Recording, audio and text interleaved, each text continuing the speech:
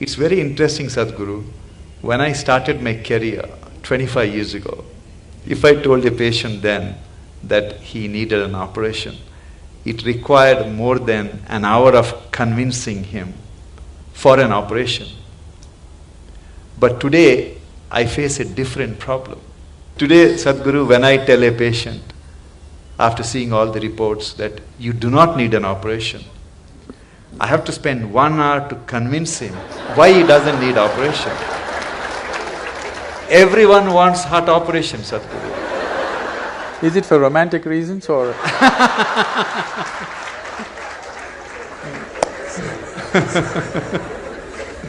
How do we convince people that fixing the heart is not like,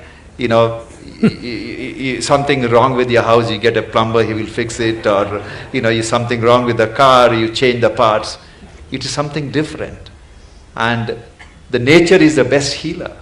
And cardiac surgery is only a 50-year-old phenomenon. It's a big dilemma for all of us, Sadhguru. Today, people want something to be done on their body all the time.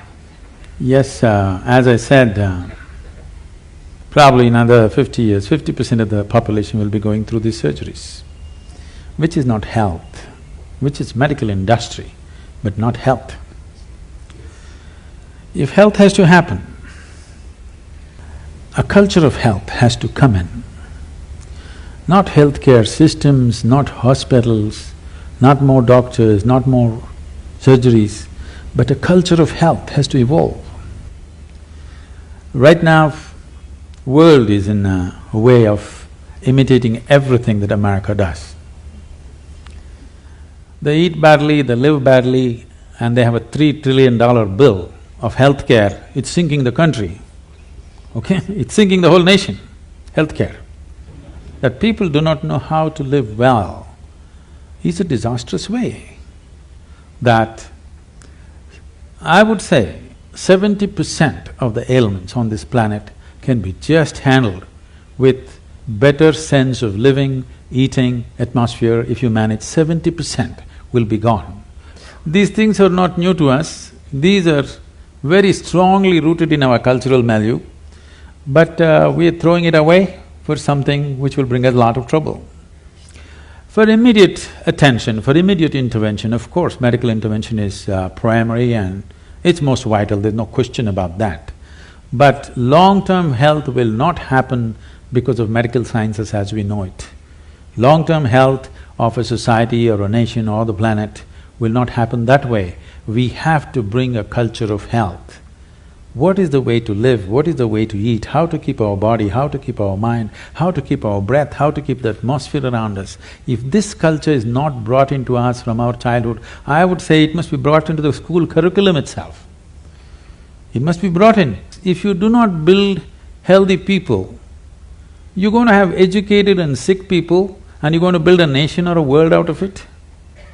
With sick people, you're not going to build a great nation, you can only build a sick nation. And that is happening across the world. The major nations are suffering enormous amount of illnesses. The most affluent countries who have no nutritional problems, okay?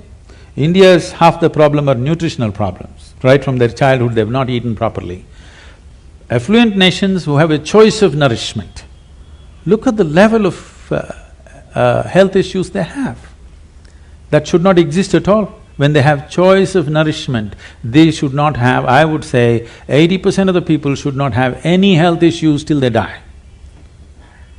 When 20%, 25% will get something, infections will come because of close proximity, those are different.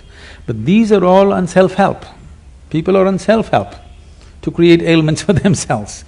This can be 100% taken away if we establish a culture of health. You can achieve this in 12 to 15 years of time on the planet if a determined effort is made by the people, by the policy and by everybody concerned, particularly the hospitals.